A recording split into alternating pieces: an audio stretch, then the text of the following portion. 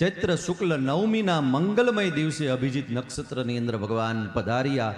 પણ ભગવાનની સાથે ભગવાનના જે અંશો છે એ પણ પધાર્યા છે. દિવસોના દિવસો સુધી સૂર્યનારાયણ છે એ અસ્ત થતા નથી, કારણ કે પોતાના વંશની અંદર ભગવાન મર્યાદા પુરુષોત્તમનું પ્રાગટ્ય થયું છે.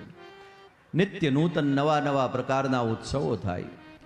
દશરથજીના આંગણે જે આવે યાચકો એ બધાને અયાચક કરી રહ્યા છે. જીવનમાં કોઈની પાસે માગવું ન પડે એટલું આજ આપી રહ્યા છે, કારણ કે ગુરુની વાણી ફરી. ધરહુ ધીર હોય સુતચારી, ત્રિભુવન વિદિત ભગત વયહારી. ઘણી મોટી ઉંમર થઈ ગઈ હતી. એક પુત્રના પિતા બનવાનું સૌભાગ્ય પણ નહોતું પ્રાપ્ત થયું. પણ ગુરુના આંગણે જૈન અથવા તો બ્રહ્મ જિજ્ઞાસા અથવા તો ભક્તિ જિજ્ઞાસા કરી અને વશિષ્ઠ બાપજીના જે આશીર્વાદ પ્રાપ્ત થયા, પુત્ર કામેષ્ટી યજ્ઞ કર્યો અને યજ્ઞ સિદ્ધ થયો. પરિણામ રૂપે જગતનો ઈશ્વર છે, પરમાત્મા છે, પિતા છે, એમને ત્યાં પુત્ર બનીને પધાર્યા છે. સંતોનો તો મત છે કે આદ્ય સંસ્કૃતિના આપણા જે 4 વેદ છે એ 4 વેદ છે ને એ જ પુત્ર રૂપે રાજા દશરથને ત્યાં પધાર્યા છે. યોગ વાસિષ્ઠ રામાયણની અંદર દશરથજી એ ધર્મનું પ્રતીક છે. ધર્મને જે ધારણ કરે છે, અથવા તો ધર્મ જિજ્ઞાસા, બ્રહ્મ જિજ્ઞાસા, ભક્તિ જિજ્ઞાસા, તો કહે છે કે વેદની વાણી છે ને એમના ઘરે ને ઘટે સ્ફુરિત થાય છે. અને પછી એવી કોઈ વાણી, એવી કોઈ શક્તિ જ્યારે પોતાના ઘરે પ્રગટ થાય, એટલે કે દશરથજીને ત્યાં પ્રગટ થયા. પણ એકલા દશરથજીનું કલ્યાણ નથી થવાનું, અયોધ્યાનું કલ્યાણ થયું. એનાથી આગળ તો કે વનવાસી જીવોનું કલ્યાણ થયું. એનાથી આગળ તો કે સમુદ્રને પાર કરીને ભગવાન લંકાની અંદર જાય છે. અને જે રાવણે ઘોષણા કરી છે કે હોય ભજન નહીં તામસ દેહા, ભગવાનના જે 2 પાર્ષદ જય વિજય રાવણ કુંભકર્ણ બનીને આવ્યા અને ભગવાનનું શત્રુ ભાવે ભજન કરવાના છે, તો ભગવાન એટલા ઉદાર બની ગયા આ લીલાની અંદર કે અસુરો છે રાવણ કુંભકર્ણ, એમને પણ સદગતિનું દાન કરી દેવા વાળા છે. ધર્મને ધારણ કરીને જ્યારે કોઈ અનુષ્ઠાન કરે, યજ્ઞના ફળ રૂપે આવા દિવ્ય પુત્રો એમને ત્યાં પ્રગટ થાય, તો એ કેવલ દશરથનું કલ્યાણ ન કરે, સમૂચી વૃષ્ટિ સૃષ્ટિ એનું કલ્યાણ કરે છે. જનજનનું કલ્યાણ કરવા માટે ભગવાને પોતે રાજકુમાર હતા, એમ છતાં વનની યાત્રા કરી કે અવંચિત હોય, સમાજનો આખરી વ્યક્તિ, એને પણ રામના આનંદનું દાન થાય, રામનું સુખ પ્રાપ્ત થાય, રામનું અભયત્વ પ્રાપ્ત થાય, રામનું સત્ય પ્રેમ અને કરુણા પ્રાપ્ત થાય. અને એટલા માટે ભગવાન પોતાની આહલાદીની શક્તિ જે છે જાનકીજી, એને લઈને પોતાના અંશ લખનલાલજી સાથે આ યાત્રા કરે છે. જે જીવો અયોધ્યા સુધી નથી આવી શકતા, ભગવાને કીધું કાંઈ વાંધો નહીં, પરિત્રાણાય સાધુનામ, હું સાધુજનો જે છે, ભગવદી ભક્તો છે, એનું કલ્યાણ કરવા માટે આ ધરાધામ ઉપર આવ્યો છું. કેવટ જેવા હોય, ગુહ જેવા હોય, વૃદ્ધ થઈ ગયેલા રામની ભક્તિ કરતા કરતા ભલે શરીર વૃદ્ધ થયું પણ આત્મા એનો યુવાન છે, અને જે નિત્ય નિરંતર પુકારે છે રામને, એવા જીવો જે અયોધ્યા નથી જઈ શક્યા, ભગવાને એના ઘર ઘર સુધી, એના જન સુધી, એના ગટગટ સુધી જઈ અને રામે એના જીવનની અંદર આરામની સ્થાપના કરી છે, વિરામની સ્થાપના કરી છે, વિશ્રામની સ્થાપના કરી છે. ભાગવતજીની અંદર ભગવાનના મંગલમય પ્રાગટ્યની, વનવાસની અને રાવણ કુંભકર્ણ જે ભગવાનના પાર્ષદ છે જય વિજય, એને સદગતિનું દાન કરવાની સંક્ષિપ્તમાં 2 અધ્યાયની અંદર રામચરિત્ર બતાવવામાં આવ્યું છે. પરીક્ષિત, આ રામ એવા છે કે એનું સ્વરૂપ પ્રાપ્ત ન થાય તો કાંઈ વાંધો નહીં. આ રામની લીલાની અંદર કોઈ પ્રવેશી ન શકે, કાંઈ વાંધો નહીં. આ રામના ધામ સુધી, અયોધ્યા એટલે કે સરયુના તટ સુધી ન જઈ શકે કોઈ, કાંઈ વાંધો નહીં. પણ કહે છે કે જ્યાં હોય, જેમ હોય, જે અવસ્થાની અંદર હોય, એ જીવના સુધી જો રામ નામ પહોંચી જાય ને, તોય ભગવાન એવી કૃપા કરે છે કે એ જીવાત્માને લીલાનો અધિકારી બનાવે છે, ધામનો અધિકારી બનાવે છે. ભગવાનના દિવ્ય સ્વરૂપને પ્રાપ્ત કરવાનો, એના સ્વરૂપને ઝીલવાનો અધિકારી બનાવી દે છે. ભગવાનનું જેવું સામર્થ્ય છે ને, ભગવાને રામ રૂપે પ્રગટ થઈને ભગવાને પોતાનું જે સામર્થ્ય છે એ આ રામ નામની અંદર મૂકી દીધું છે. રામ એક તાપસથી તારી, આ રામે પ્રગટ થઈને ભલે અહલ્યા જે શિલા બનીને પડેલી છે, જડ બનીને પડેલી છે, તાપસ તપસ્વીની એક સ્ત્રી, તાપસથી તારી પણ નામ કોટી ખલ કુમતી સુધારી. ભગવાને એવી કૃપા કરી છે કે પોતાના રામ નામની અંદર એવું કૃપા બળ વધરાવેલું છે પરીક્ષિત, કે રામ જે કામ કરે ને રામનું નામે એ જ કામ કરે છે. અને એટલા માટે જો ગોસ્વામી તુલસીદાસજી મહારાજ જે રામચરિત માનસની કથા ગાય છે એમાં રામ નામ વંદના પ્રકરણ 9 દોહાની અંદર આવે છે. અને એ દરેક જગ્યાએ એક એક ચોપાઈએ તુલસીદાસજી સિદ્ધ કરતા જાય છે કે જે રામ કામ કરે છે રામનું નામ એ કામ કરે છે. કેમ? તો કે ભગવાને પ્રગટ થઈ પોતાનું જે સામર્થ્ય છે, બળ છે, કૃપા તત્વ છે, પોતાના નામની અંદર પધરાવી દીધું કે જેનું નામ સ્વરૂપ લીલા અને ધામ જીવનું આત્યંતિક કલ્યાણ કરે. અને આ દેશની અંદર આદિ અનાદિથી રામ કથા છે, ભાગવત કથા છે, ભગવદ્ ગીતા છે, 4 વેદ 6 શાસ્ત્ર 18 પુરાણ છે. એના કારણે સંસ્કૃતિના થાંભલાઓ છે ને ઊભા રહ્યા છે. બાકી તો વિધર્મીઓએ અત્યાચાર કરવામાં કંઈ બાકી નથી રાખ્યું. પણ શબ્દ રૂપો નાદ રૂપ બ્રહ્મ રૂપ વિભેદન, સમયે સમયે ભગવાન આવે છે એ તો બરાબર, પણ આ દેશની સંસ્કૃતિના 4 વેદ 6 શાસ્ત્ર 18 પુરાણ ને 100 કરોડ રામાયણ એની અંદર રહેલું ભગવદ નામ જે વિધર્મીઓથી આ સંસ્કૃતિની રક્ષા કરવા માટે કાર્ય કરે છે.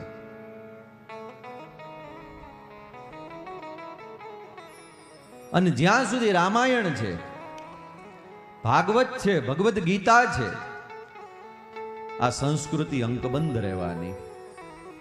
આ દેશનું એક એક નાનું બાળક હોય ને એ રામ નામનો લલકાર કરે. કારણ જેણે જેણે રામકથા સાંભળી છે, જેણે ભાગવત સાંભળેલું છે, જેણે ભગવદ્ ગીતાના સૂત્ર પ્રાપ્ત કરેલા છે, એ ભગવાનના સ્વરૂપને ભલે મોડું પ્રાપ્ત કરે પણ ભગવાનના નામને પ્રાપ્ત કરે ને તો એનું જીવન ધન્ય થઈ જાય. ભગવાને એવી દિવ્ય પ્રકારની મંગલમય લીલાઓ કરેલી છે. ભગવાન રામચંદ્રજીના પ્રાગટ્ય બાદ ભાગવતની અંદર 2 અધ્યાયની અંદર 9મા સ્કંદની અંદર સૂર્યવંશની અંદર એ કથા છે એનું વર્ણન કરવામાં આવ્યું છે. ભગવાન રામના એ દિવ્ય ચરિત્રને પ્રણામ કરી અને આવો ચંદ્રવંશ તરફ જઈએ કે જે જગ્યા ઉપર જે વંશની અંદર પરાત્પર પરબ્રહ્મ પરમાત્મા ભગવાન કૃષ્ણસ્તુ ભગવાન સ્વયં પૂર્ણાવતાર થાય છે. 16 કલાઓ જેની અંદર વિદ્યમાન છે. ભાગવતજીના પહેલા સ્કંદની અંદર આગળ કથા આવી ભગવાનના અંશાવતાર છે, અંશાંશાવતાર છે, કલાવતાર છે. પણ કૃષ્ણસ્તુ ભગવાન સ્વયં મહર્ષિ વેદ વ્યાસ કહે કે કૃષ્ણ છે ને એ તો સ્વયં અવતારી પુરુષ છે પરીક્ષિત. એ ભગવાન ચંદ્રવંશની અંદર પ્રગટ થાય છે. યદા યદે ધર્મસ્ય ક્ષયો વૃદ્ધિશ્ચ પાપમનઃ, પાપમતીઓના કારણે જ્યારે ધર્મનો ક્ષય થવા લાગ્યો, અધર્મ વધવા લાગ્યો, વિધર્મી રાજાઓએ આ સંસ્કૃતિ, દેવત્વ, સત્વગુણ આ બધાના નાશ કરવા માટેનો પ્રયત્ન કર્યો. અને પૃથ્વી જ્યારે અકળાય ત્યારે ગાયનું સ્વરૂપ લઈ અને બ્રહ્માજીના શરણે જાય છે. પોતાના નિજ દુઃખને સંભળાવે છે. પિતામહ બ્રહ્મા, નદી નાળા પર્વત પહાડ સમુદ્ર આ બધાનો મને ભાર નથી લાગતો, કેમ કે હું વસુધા છું. જે ધારણ કરે છે એ વસુધા. પણ આ આતતાઈ રાજાઓ છે, એણે એટલો બધો પાપાચાર કરી મૂક્યો છે અને પરિણામે હું પીડિત થઈ છું.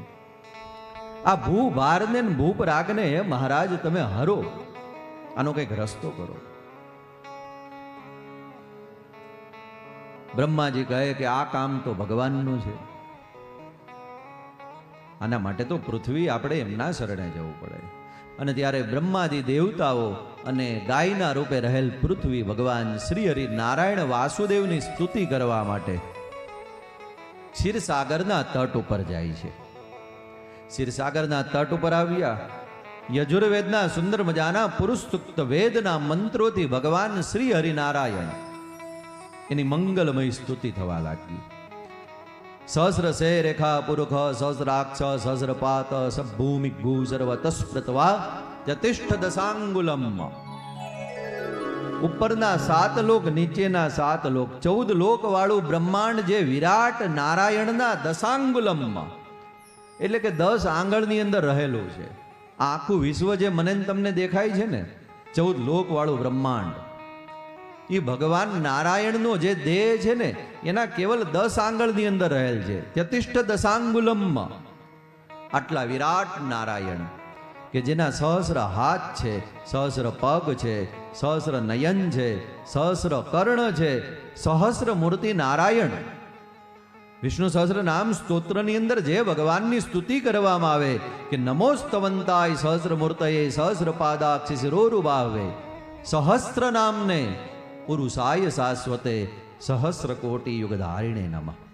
જે સતયુગને ધારણ કરે, ત્રેતાને ધારણ કરે, દ્વાપરને ધારણ કરે, કલિકાલને ધારણ કરે એવા સહસ્ર મૂર્તિ હે નારાયણ, અમે આપની સ્તુતિ કરીએ છીએ ભગવાન.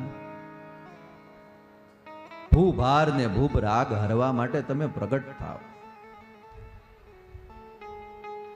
સમૂચી સૃષ્ટિના ઉપર અનેક અસુરો એ ત્રાસ વર્તાવી રહ્યા છે. અમે કોના શરણે જઈએ પ્રભુ? તમારા સિવાય બીજું કોઈ શરણ નથી અમારી પાસે. અને ત્યારે આકાશવાણી થઈ, દેવતાઓ ચિંતા ન કરો, ભૂભાર ભૂપ રાગ હરવા માટે, અધર્મનો નાશ કરવા માટે, ધર્મની સ્થાપના કરવા માટે, ભગવદીઓનું કલ્યાણ કૃતાર્થ કરવા માટે યદુવંશની અંદર મારા અંશ સાથે હું પ્રગટ થઈશ. ભગવાનની પાસેથી આશ્વાસન પ્રાપ્ત કર્યું. દેવતાઓ નિજ નિજ ધામની અંદર જવા જ્યાં તૈયાર થાય, બ્રહ્માજીએ કહ્યું કે ભગવાન આપણા માટે આવી રહ્યા છે, પ્રગટ થઈને અવતાર લીલા કરવાના છે. આપણી ફરજ શું છે? જો ભગવાન આપણા માટે આવતો હોય તો આપણે પણ ભગવાનની લીલાની અંદર જવું જોઈએ. અને ત્યારે સ્વર્ગના દેવતાઓ જુદા સ્વરૂપે ભગવાનની જે 3 લીલા સ્થલી છે કૃષ્ણની, ત્યાં આવી અને વસી ગયા. એક મથુરા મંડલ ભગવાનની લીલા સ્થલી છે, ભગવાનનું પ્રાગટ્ય ત્યાં થાય છે. 11 વર્ષ ને 52 દિવસ ભગવાન પ્રગટ થઈને વ્રજલીલા કરવા માટે વ્રજભૂમિની અંદર જાય છે. એ વ્રજભૂમિ ભગવાનની બીજી લીલા સ્થલી છે. અને પછી સૌભાગ્ય આપણા ગુજરાતનું કે સમુદ્રના તટ ઉપર ભગવાન દ્વારિકાધીશ પધારે છે અને 125 વર્ષ સુધી લીલા કરે છે. એ આનર્ત પ્રદેશ કહેવાય દ્વારિકાનો. એ ત્રીજી લીલા સ્થલી છે. 3 સ્થળ ઉપર સ્વર્ગના દેવતાઓ જુદા સ્વરૂપે આવી હરિ આવો, હરિ આવો, હરિ આવો ની પુકાર કરવા લાગ્યા. ધીરે ધીરે સમય જવા લાગ્યો. મથુરા મંડળની અંદર વસુદેવ અને દેવકીને લગ્ન થયા છે. જગતના પિતાને પણ કોકનું પુત્ર બનવું છે, પણ એને અનુરૂપ જ્યારે કોઈ એમને માતા પિતા પ્રાપ્ત થાય તો જગતનો પિતા છે ને એમને ત્યાં પુત્ર બનીને આવવા માટે તૈયાર છે. ભગવાને વિચાર કર્યો કોને ત્યાં આવું? તો કે વસુદેવ અને દેવકી આ 2 પાત્ર એવા છે કે જેમને ત્યાં હું મારું પ્રાગટ્ય કરી શકું. ભાગવતના સંતોએ વસુદેવ અને દેવકીજીના આધ્યાત્મિક અર્થ બતાવ્યા છે. વસુદેવ એટલે જેની ભીતર દેવત્વ વસે છે, વસંતી દેવ હસ વસુદેવ, જેની અંદર દેવ વસે ને એ વસુદેવ.